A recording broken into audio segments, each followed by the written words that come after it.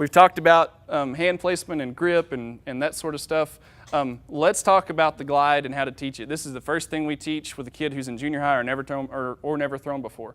So what we'll do with a kid who's new at this, to try to make the movement as simple as possible, is we'll break it into 3 parts. And what you're going to do if you choose to do it this way is you're going to get them to where they can glide in about 1 or 2 days, realistically. But they're going to have some errors that you're going to correct as they get better. You're going to create a few errors, but you're going to get the main point accomplished probably in 1 or 2 days if you just have them for, an hour a day. So what we'll do with the junior high kid, obviously this ain't a junior high kid. What we'll do though with the first day thrower, Kyle's a 7-year thrower. We'll start like he's a first-year thrower though, and we'll teach it now the same way that we taught it then. Let's go ahead and let's talk about the double pivot. Okay, so let's stand now. We're looking at the blue line. Okay, this is just the middle line, the center line of the ring. There's nothing special about it. It just goes right down the center. So what we're going to do is we're going to have him stand so that his throwing side foot, the toe is on the line, and his non-throwing side foot is off the line. And we kind of give him, if you don't have any kind of landmarks in your circle, you can tell him that the left sector line is a pretty good landmark. His heel ought to be somewhere close to that. If you don't have that, you can tell him it's toe to instep. It doesn't really matter. Okay. So the first thing we'll do is we'll just put his hands on his hips. We'll have him rotate back. We tell him that he wants to face the audience, and the audience is back here. Okay. He's on both tiptoes. Let's go ahead and let's rotate now into what we call a C position. Ready? Rotate. And so what we're going to try to do, and I'll grab hold of them and help them because they'll all lose their balance at first. We're going to try to get him to keep his toes pointed forward, keep his body weight on the back foot. In order to do that, he's got to lean back. And that's why we call it a C position, because his body's going to be kind of shaped in an arched position, kind of like a bow, an archery bow or a letter C. So that one more time. This is called a double pivot. Good. Okay, and if he can get there and just hold it, if you can especially get a junior high kid to just be able to stand there and hold it, that's excellent. Another way to teach this, go ahead and just stand on 2 feet and face the front. Back up, just like me. Okay, if you stand them up just in the middle of the ring and just tell them to stand still and put their hands on their hips, the next thing you can do to help teach this C position is you can have him step that left foot forward and keep his right toe back. That's basically the C position. And that's a little bit easier way to teach it. So now from here, without stepping backwards from here, let's rotate backwards, double pivot backwards into the power position. Good. Good. Hands on hips.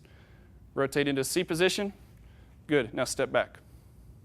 Starting position. Good. So that's an easy progression that you can use. You can go starting position, go ahead and set up, step out, power position, C position, starting position. And you can just go through that. If you have a junior high kid and they've never done anything before, do this first before you ever put a shot in their hand or do anything else. If they can get that accomplished, they can probably throw if they're a young kid. All right, the next thing after we've done a double pivot is we'll go all the way to the back of the circle. And we'll go ahead and use this blue line again. It's just the center line. And we'll put his throwing side toe right here. It doesn't have to be all the way to the back. We'll use the whole all the way to the back for this guy who is gigantic, but we won't for a junior high kid. We'll let them stand wherever it's comfortable for them. What we'll do is we'll start them into kind of a starting position for the glide. We'll put this hand up as if it's holding the shot. This one's going to be out a little more parallel to the ground. As they first start out, what I'll tell them is this needs to be parallel, and this whole line down the left side should be straight. As they kind of get older and get more advanced, I don't really care. They can be more comfortable with that. But for now, we'll go ahead and start him out here. And what we'll do, I'll just hold his wrist, and I'm going to ask him to do 3 leg swings. Ready?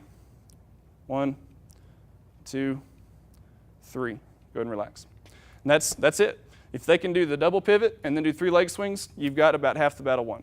So let's do that one more time. 3 leg swings. I'm going to help keep your balance.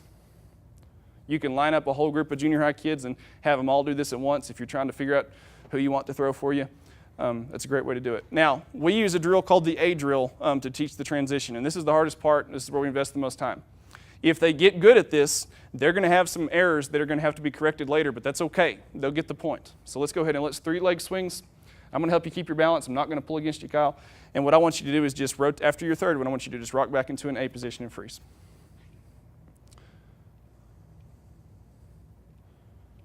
Good. Now, getting them to get the idea of what this means is a little bit difficult. But if you have a bunch of junior high kids, tell them this is shaped like a letter A.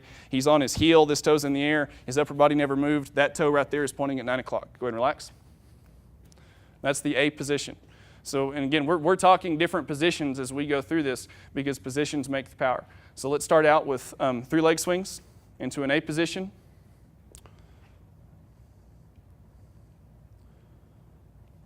Good. The next part of this drill is all we're going to do is we're going to take this toe and we're going to pull it underneath his body. That's it. Now he's in a position where he can double pivot and just throw the shot. That's, to me, the simplest way to teach it to a kid who's never done it before. So let's do all 3 steps together now. Let's start from the back. We'll pull under to the middle, and then we'll double pivot into a C position where he would actually throw it.